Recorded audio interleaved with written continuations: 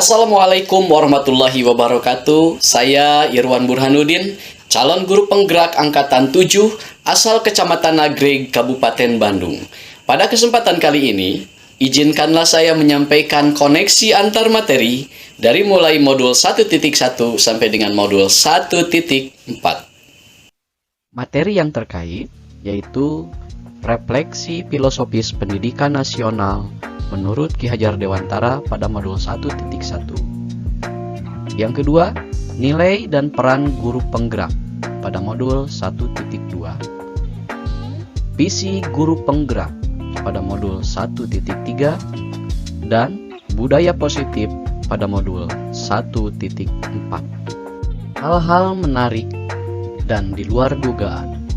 Pertama, bahwa hakikat sebuah kontrol diri itu terletak pada dirinya sendiri. Setiap manusia tidak dapat dikontrol oleh orang lain jika dirinya sendiri tidak membuka kesempatan untuk dapat dikontrol oleh orang lain. Hal paling menarik lainnya yang di luar dugaan yang kedua, yaitu disiplin bukanlah sebuah aturan atau tata tertib untuk sebuah kepatuhan. Disiplin merupakan sebuah kontrol diri seseorang agar menyadari nilai-nilai sebuah kebajikan universal. Hal paling menarik dan di luar dugaan yang ketiga, motivasi terbaik adalah yang keluar dari dalam dirinya sendiri atau dikenal dengan sebutan motivasi intrinsik. Motivasi ini, seseorang terdorong melakukan sesuatu bertujuan untuk menghargai dirinya sendiri. Masih hal paling menarik dan di luar dugaan. Yang keempat, dampak negatif dari pemberian hadiah menurut teori Alfikon. Yang pertama, bahwa pemberian hadiah itu dapat menghancurkan kebahagiaan sejati yang muncul secara tulus dari dalam dirinya sendiri. Yang kedua, motivasi yang bersifat sementara. Ketiga, terjadi ketergantungan terhadap hadiah. Dan yang keempat, menghentikan semangat juang siswa. Perubahan cara berpikir menempatkan siswa sebagai manusia yang merdeka untuk mengembangkan potensi dirinya sesuai dengan kodrat alam dan kodrat zaman. Guru tidak memiliki kapasitas untuk memberikan kontrol terhadap siswa, melainkan menuntun agar mereka mampu mengontrol dirinya sendiri. Perubahan cara berpikir yang kedua, menciptakan budaya positif dan menerapkan kebajikan universal melalui penguatan disiplin, maka harus berawal dari sebuah keyakinan siswa. Oleh sebab itu, saya merubah dari yang awalnya membuat tata tertib kelas menjadi membuat keyakinan kelas. Perubahan cara berpikir yang ketiga, saya akan memulai mengurangi pemberian hadiah berupa tanda penghargaan bintang prestasi. Dan yang keempat, penanganan terhadap ketidakselarasan perilaku siswa diterapkan melalui tahapan segitiga restitusi.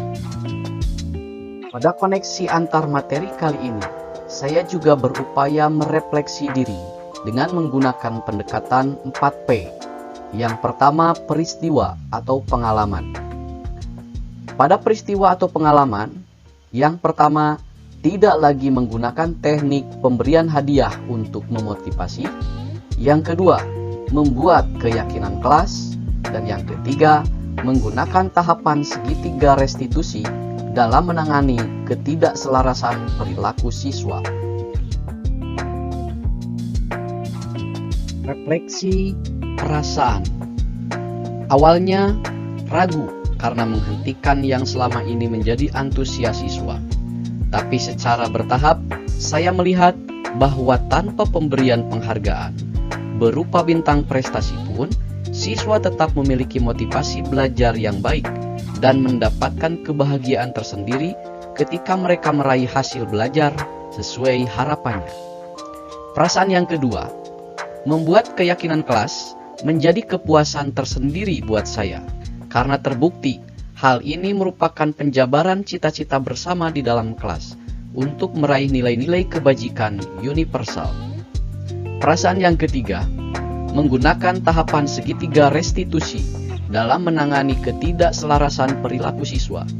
Saya senang karena terbukti untuk mengarahkan siswa menyadari kebajikan universal tidak harus dengan cara-cara yang keras, menghukum, dan tindakan lain yang menyebabkan ketidaknyamanan pada diri siswa.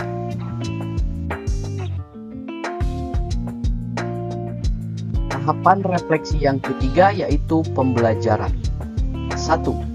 Memberikan kesempatan kepada siswa untuk membangun motivasi intrinsik. Hakikatnya adalah salah satu bentuk menuntun siswa dengan cara yang merdeka. 2. Membuat keyakinan kelas merupakan penjabaran cita-cita bersama di dalam kelas untuk meraih nilai-nilai kebajikan universal. 3. Menggunakan tahapan segitiga restitusi dalam menangani ketidakselarasan perilaku siswa. Terbukti dapat mengarahkan siswa menyadari kebajikan universal dengan cara yang tidak menyakiti ataupun menciptakan ketidaknyamanan. Pendekatan 4P yang terakhir yaitu penerapan. Berkolaborasi dengan komunitas terdekat untuk berbagi pengalaman dan pengetahuan terkait membangun budaya positif seperti halnya 1. Menghindari pemberian hadiah atau ranking atau sejenisnya, melainkan berupaya membangun motivasi intrinsik. 2. Membuat keyakinan kelas sebagai upaya membangun cita-cita bersama di dalam kelas untuk meraih nilai-nilai kebajikan universal. 3.